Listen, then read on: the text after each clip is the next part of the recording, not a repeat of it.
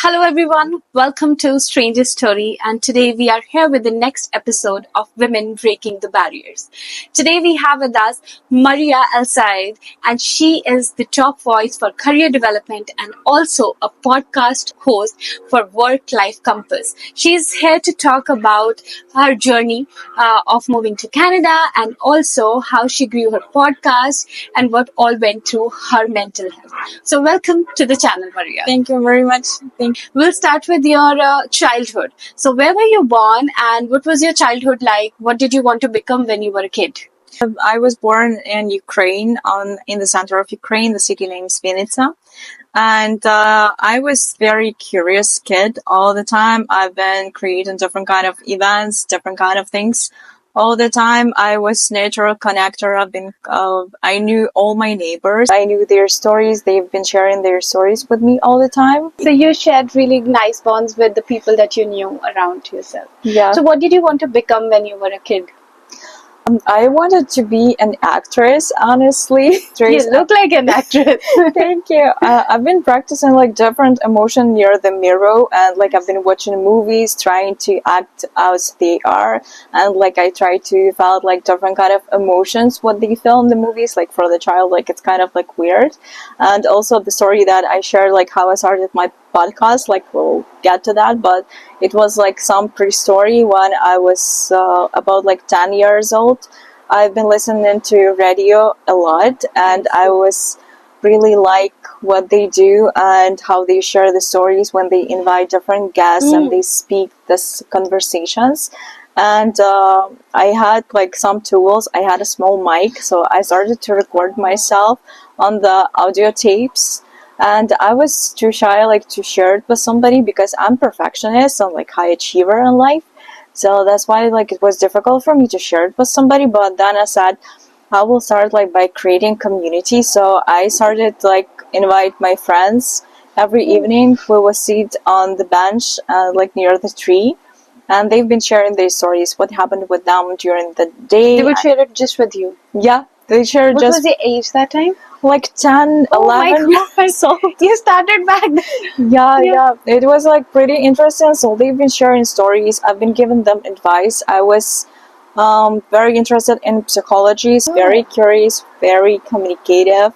And even my games that I played with my best friends, when I was 7, 8 years, I've been organizing people around me. So Amazing. I push them to do my homework. So I've been sitting drinking the tea. And they would do the work. Yes. I love that part. Yeah. So basically, I think communication is kind of an innate quality that you bring into the world. But then, of course, if somebody wants to learn it, they can by watching such videos of communicators, right? I'm curious to know that because you were a happy child and you were spreading positivity and good talks. So what intrigued you to move to Canada? War happened in my country and on February 2022, and we was in Poland on vacation with my husband and kids. We had a plan to come back to Ukraine on the beginning of March, but then war happened and we will stay in Poland, and my husband was worried very much what will happen next month. And so when the program Quad came out for Ukrainians, so he told me let's try to apply for Canada if it will work out, so then we can continue our life there. So we applied and we got a visa very fast, in a couple of weeks. We applied March 17, and then we already had our visas a week after, and we arrived to Canada on 11th of April 2022. So that was quite an abrupt journey. So what about your house, your belongings, your relatives in Ukraine? I still do have some members of my family back in Ukraine, but all the stuff that we had, I asked my mother to ask our neighbors to take everything what we had. So one of our neighbors, he came to our house and he took everything, and he donated to people who was in need. A lot of people migrated from different cities to our hometown, so he shared everything. And I told my mother that I don't need anything. So does that include your important documents or some expensive items and all of that? We had some of the documents with us when we was in Poland because like we had a plan to spend there like for a while. But on the first day of war, I helped my mother and my stepfather to flee from the war, and they took important documents. But between my belongings, there is one diamond that there was one diamond, like it was like pretty expensive, like it was just a small like diamond rock, and I had a plan to make a ring, but then it was somewhere between the stuff, so somebody was lucky to get it. I don't know what to say, but then did you see any kind of bloodshed or did you experience that part? I was fortunate to not see it, because you were in to Poland. skip that part, but So you came directly from Poland then to yes. Okay, so probably your status was a refugee. We have different status, so Ukrainians have open work permits for 3 years while they arrive to Canada, and we have a visitor status. We're not refugees.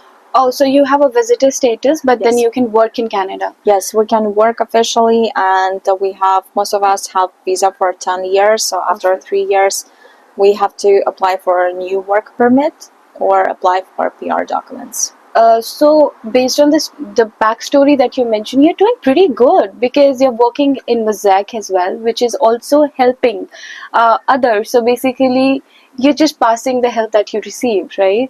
And also, you started your podcast now within a span of, I believe, 1 year or maybe 1.5 years. I started a podcast like almost 2 months ago. I mean, really oh my God!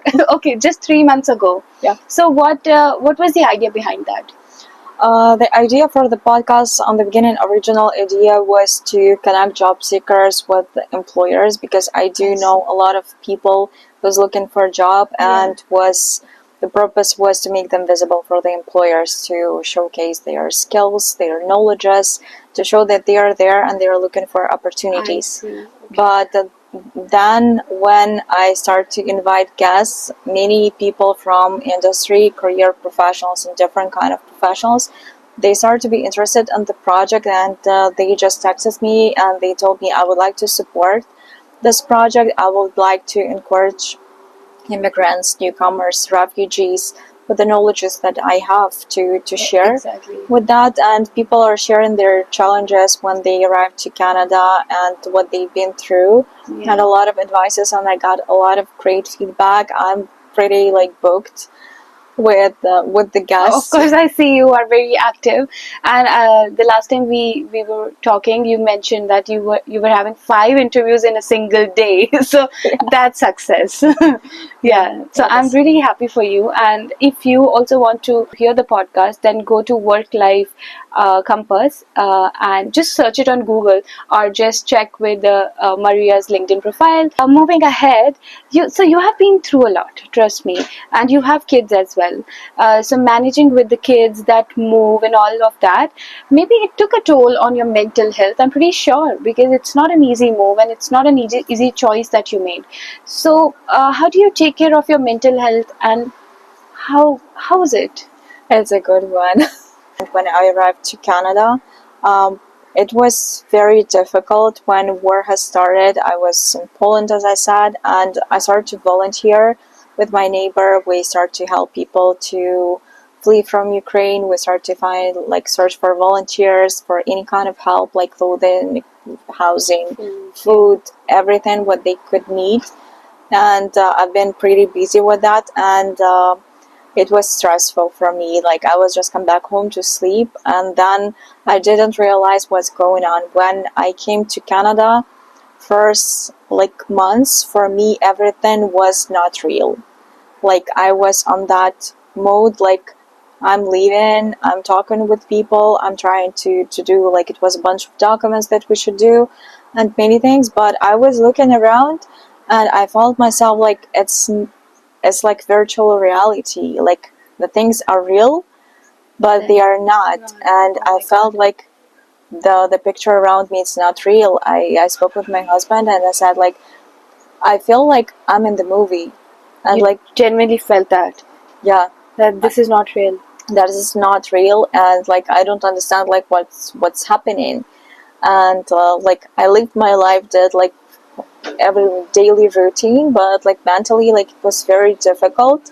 And then we moved to our apartment in Maple Ridge, and I started to connect with people, but it was still that feeling like I'm going out, I smile, I do But then something, but then this is not real. but something like Yeah. it's not real, and like I couldn't understand what is really going on. Like it was a lot of stress, a lot of difficulties, but then I started to help Ukrainian people, people from Maple Ridge community. They donated a lot of stuff for our family because we had nothing. We arrived to Canada, we had $300 and 2 kids. Like it's not like some like funny amount, oh like we had no money. No, like it's actual amount of money. So sad. We had like $300 with Yeah. us. We had no money, and we arrived to Canada, and it was a family who hosted us for months, and they've been very supportive. I feel I like this is really sad. Okay. This is really sad, especially with the kids having $300 and then no idea about where we are, why we are here even. I get goosebumps listening to such stories. Okay, so you have helped enough, and then you went through all that mental health. So, did you overcome? Are you still facing that, or? I feel myself like much better right now, and I found out that by helping people, I'm healing. Oh, And there was some stories like that I shared. Like I had Instagram page, and when I started to work with ISSOBC, it's my first job. okay. After 6 months after we arrived, because like job search was challenging, and I've been volunteering a lot, and I found out that by helping other people, I help myself, and I feel much better, and I start to feel like, oh, like I can get settled, like everything will be fine, everything will be good. But then I wanted to come back to Poland because I knew that I cannot come back home. Yeah. And like I understand like why I wanted to come back to Poland, because it was like last place where I saw my parents. They're in Netherlands right now, and I didn't see my mom like for 2.5 years, and which is difficult. That like is also mental. So I think in that case, I believe that you're still trying to overcome that. Did you take any kind of counseling or help, like a professional help? Did you? yeah, I do see the therapist once a week, like not very often, but it takes a while like for me to understand that I really need to talk with somebody, because I do different kind of practices. I listen to different kind of like meditational music, which Yeah. is very helpful, and it's working. And I know I have like some kind of like stop words, like when I feel those emotion, I Let's do. stop it. Okay, so I'll tell you, I also felt in the last 2 years that I've moved to Canada, I did go through some I don't know what that is. So like you thought that you were in movies. I would think that everything is just moving. It's not moving outside. I could feel that something is moving inside of me. And I was like, can we stop this? Okay, stop this, stop this. I would keep telling myself, please stop this, please don't do this, go back, go back. And my husband was like, are you going crazy or what? Nothing is moving. So I was like, no, something is moving inside me. Only if I close my eyes, it stops. Otherwise, it will just start. So I felt that, and my reasoning, I believe, was first I was away from the family. Second, I had some health issues, pregnancy issues, and that takes again. So I understand, and I think this is like something that is gonna remain with us forever. It's just that we need to understand that how to overcome, or I mean, how to deal with it. Because medications, I don't really think they help. But then if you keep yourself busy with talking to people, sharing your stories like we are doing, and then doing some physical activities, eating good food, and maybe reading good books, that helps me. Meditation, I think. Do you have some tips for the viewers who are facing some kind of issues with their mental health? Any tips for them? I would tell it's not easy, like because everybody's situation like unique, and maybe something what I do it will not be helpful for others. But what's really helpful is to create support team around you. Sometimes it's difficult, and sometimes it's impossible. because everybody is busy. So try to build the inner support. It will take time. It's absolutely will take time, but everything starts from acceptance. And I'm going through like many difficult situation, like even like right now. Um, I'm gonna share it in public, so it's not easy. It was like the time of acceptance because I felt like that my life kind of stable, and then something is happening, and then I feel that it's not stable anymore. But I do start with acceptance. I accept this situation, what is going on. So I will have hysterectomy surgery after 2 weeks, and it was not easy to accept that. It's another like mental. What surgery? It's like hysterectomy.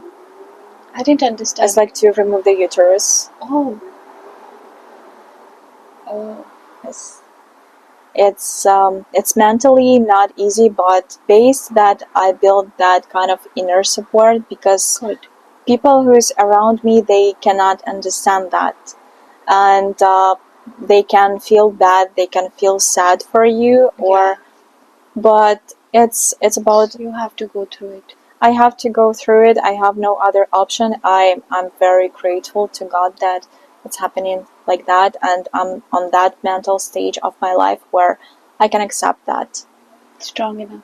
and I'm grateful that it's not worth. And like it's some of the topics like maybe some that people feel embarrassed to talk, No. or they shy to talk about that, and we don't have to. I will not be less woman after that. Of course. I will not be less human after that. It's just something to keep my life. Yeah. And it's about that. So it's about, because otherwise, like if I would hear those kind of news like 6-7 years ago, it would kill me. I would see it and cry. I would be depressed. I would feel myself miserable, and I would give up. But now you're strong enough to deal with it, to share it, maybe inspire someone else. And there's like it's very important how to deal with the mental health issues, or like first it's acceptance, to tell yourself, yes, it's what is happening. Yes, I feel sad because of this situation. It's okay not to be okay, and it's okay to tell about that. Like we're in Canada, everybody's happy all the time, and everybody tell that they are good even if they are not.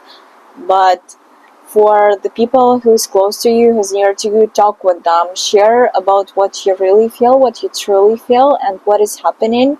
So yeah, you definitely need to take care of your mental health. And if you have more questions for Maria, feel free to comment below. And all the questions that you have, we can invite her for part 2 of this video, and she can, share those answers with you. And you can directly reach out to her on LinkedIn as well. So Maria, just a last question for you. So what are your plans with work-life compass in the future? Oh, thank you so much for the question. I plan to make this project more serious and bigger, and from October I will invite more guests and job seekers, career professionals in different industry, and there's a lot of plans. So stay tuned. I'm gonna share more information on my LinkedIn profile soon, and I plan to with this project to help more job seekers to find the jobs, and to help them to motivate them to understand that they are not the only one in this, and it's not an easy way, but it's definitely worth it. And any message for the fellow Ukrainian who moved from Ukraine to Canada? Any message for them? I think it will be a message not just for Ukrainians, and it will be for all newcomers from different countries. Just don't give up. For sure, it will be difficult on the beginning because you're far from your country, from your family. But if universe brought you to Canada, try to do everything to build your happy and successful life, because you have just only one life, and you have to live it happy. You have to do everything you can, and with time you will find your path. Maybe you will start with survival job or entry level job on the beginning, but don't forget about your dream job. Don't forget about your dream even for one day. Try to do something for that, to believe in yourself, and it will be good. I promise you, because I am example that everything can be good. Yeah, and I'm an example too. And she's And this is a person who came to Canada not by choice, but by maybe fortune. And but then maybe you are somebody listening to this who chose to be here and then now not really happy about it. So maybe take a step ahead and just think about what you dreamt when you wanted to come here and just try to follow your passion. So thank you so much for coming to the channel today. thank you. Yay!